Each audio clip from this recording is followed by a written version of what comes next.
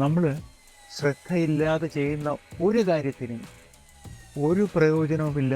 അശ്രദ്ധയാഹുതം ദത്തം തപസ്തപ്തം കൃതഞ്ജയത് അസതിത്യുച്യത്തെ പാർത്ഥ ന ച തത്പ്രേത്യന്നോ ഇഹ.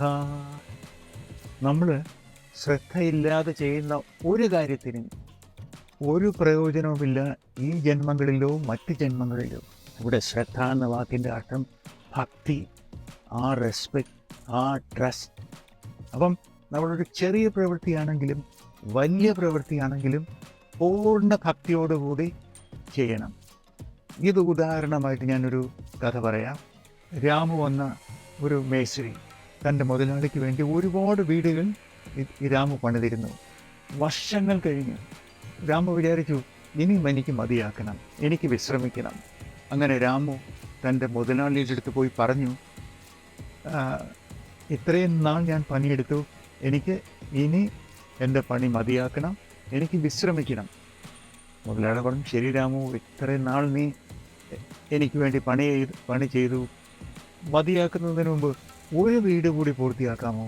രാമു അതിശയിച്ചു, ഇത്രയും നാൾ ഞാൻ പണിയെടുത്തു, ഇനിയും 3-4 മാസമെടുത്ത് ഒരു വീട് കൂടി പണിയണം. എന്തായാലും മുതലാളി പറഞ്ഞതല്ലേ, പണിയാം എന്ന് വിചാരിച്ച് രാമു ആ വീടിൻ്റെ പണി തുടങ്ങി. വേണം വേണ്ടാതെ രാമു ആ വീട് പൂർത്തിയാക്കി. ഭയങ്കര ഭാരമായിട്ട് ആ പണി രാമുവിന് അനുഭവപ്പെട്ടു. അങ്ങനെ ആ പൂർത്തിയാക്കിയ അവസാനത്തെ വീടിൻ്റെ താക്കോലുമായി രാമു മുതലാളിയുടെ അടുത്ത് ചെന്നു. മുതലാളി വളരെ വിനയത്തോടുകൂടി നന്ദിയോടുകൂടി ആ താക്കോൽ സ്വീകരിച്ചിട്ട് രാമുവിൻ്റെ അടുത്ത് പറഞ്ഞു, രാമു, ഇത്രയും നാൾ നീ എനിക്ക് വേണ്ടി പണിയെടുത്തു, ഈ വീട് നിനക്ക് വേണ്ടിയുള്ളതാണ്. രാമു അതിശയിച്ചു. രാമുവിൻ്റെ കണ്ണുകൾ നിറഞ്ഞു. രാമു വളരെ വിനയത്തോടു കൂടി താക്കോൽ സ്വീകരിച്ച് രാമു തിരിച്ച് വീട്ടിലേക്ക് നടന്നു. ഈ കഥയും ഈ ശ്ലോകവും തമ്മിൽ എന്ത് ബന്ധം? നമ്മൾ ഏതൊരു പ്രവൃത്തി ചെയ്യുമ്പോഴും അത് പൂർണ്ണ ഭക്തിയോടുകൂടി അത് ദൈവത്തിൽ സമർപ്പിച്ച് നമുക്ക് ചെയ്യാൻ പറ്റുമോ? ചെറിയ പ്രവൃത്തികൾ, ചെടിക്ക് വെള്ളമൊഴിക്കുന്നത് തൊട്ട് നമ്മുടെ വീട് നോക്കുന്നത് തൊട്ട് നമ്മുടെ ജോലി നോക്കുന്നത് തൊട്ട് നമ്മുടെ എല്ലാ മേഖലയിലും നമുക്ക് ഈ ഭക്തിയെ പടർത്താൻ സാധിക്കുമോ? അതാണ് ഈ ശ്ലോകം.